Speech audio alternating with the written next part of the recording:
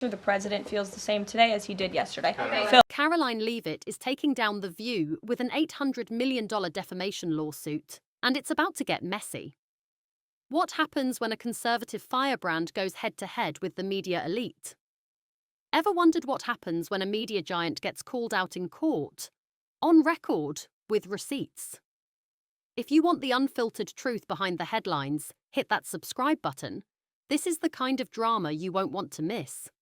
I went back home and kicked off.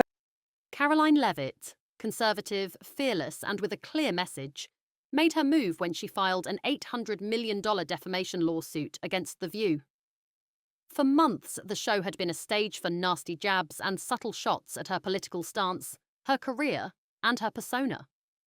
But what seemed like a typical media spat quickly escalated into something much darker and more sinister. This wasn't just about words spoken on air. It was about a calculated campaign designed to tear down Karoline's reputation in the most vicious way possible.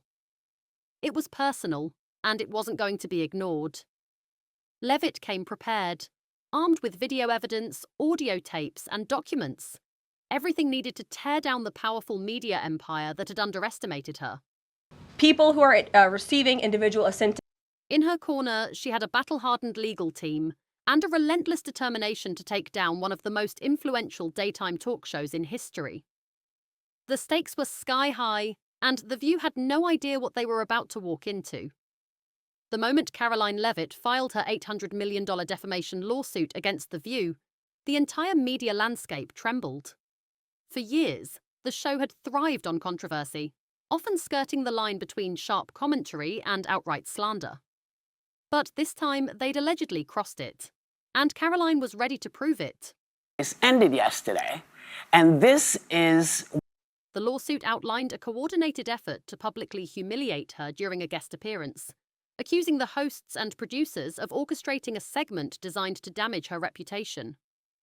This was never about conversation. It was ambush, plain and simple, Karoline told reporters outside the courthouse. Her legal team, led by veteran defamation attorney Mark Eldridge, echoed the sentiment. This isn't just about one episode. This is about a pattern of bias weaponized against political opponents. We intend to expose it. When I missed the sexual revolution, and now I was... The evidence submitted was damning. Annotated scripts, backstage audio, producer emails, and the now infamous memo suggesting Joy Behar insult Karoline's appearance to rattle her confidence. One producer even wrote, "Let's throw her off, make it messy." $7,000 for climate change and... ABC's top brass reportedly held emergency meetings late into the night. "We've never seen anything like this," said an anonymous insider. Karoline, however, remained calm. "They underestimated me," she said. "They won't do it again." We truly have such great camaraderie. The panic within ABC wasn't just about the $800 million lawsuit. It was about the cultural catastrophe they now faced. The network that had once prided itself on its smooth, glamorous operation was suddenly rocked by accusations of orchestrating a media witch hunt. Insiders, some of whom had worked with both Leavitt and The View, admitted that this lawsuit wasn't just bad, it was catastrophic. And the ripple effect was already being felt across Hollywood. Whoopi Goldberg, the queen of clapbacks and one of the most iconic figures on television, cracked first. The woman who once swaggered through interviews with the confidence of a lion now found herself reaching out to an old colleague, a move that had many wondering if she knew something was about to explode. "Can we sit down?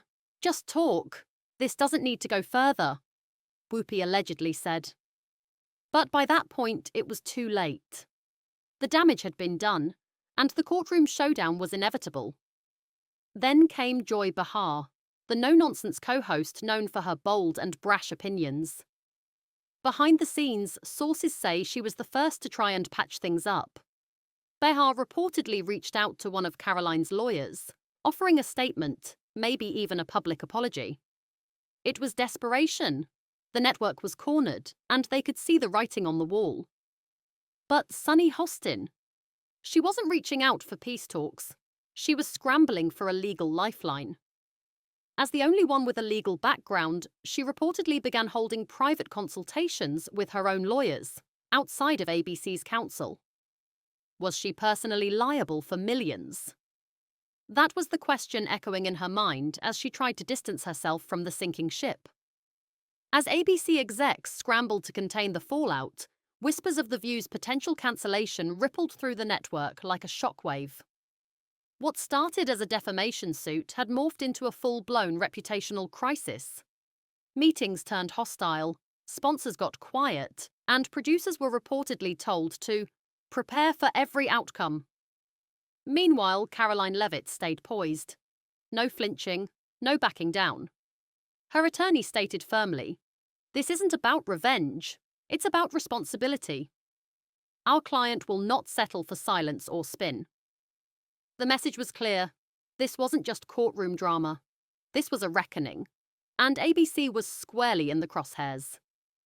The courtroom showdown had all the makings of a blockbuster. Cameras flashing, reporters scrambling, and every major network on standby.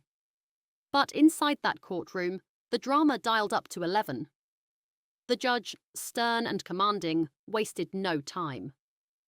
This court will not entertain theatrics, only the facts.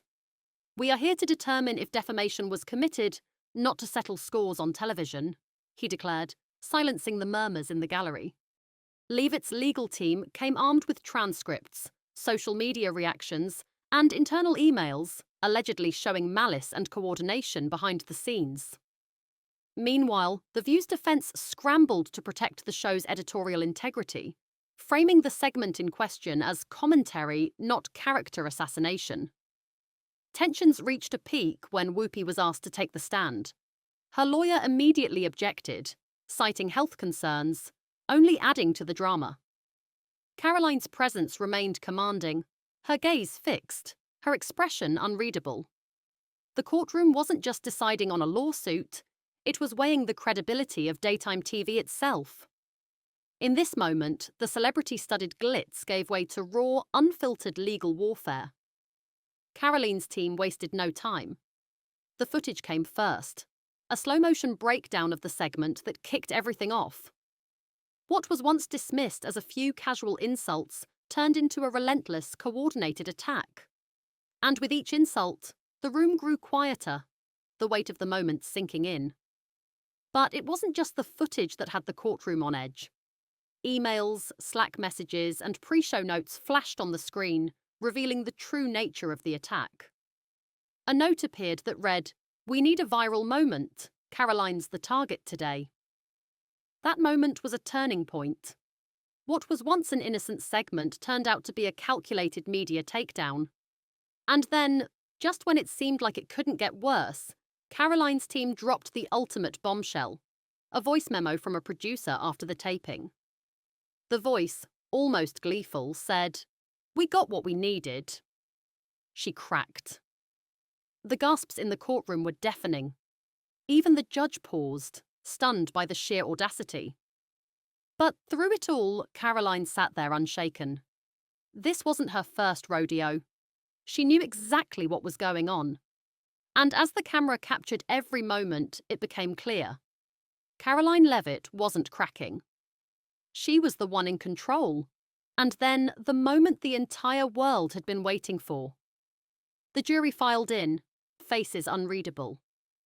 The judge stood and, in a voice that seemed to shake the very walls of the courtroom, said, "On the count of defamation, we find the defendants liable."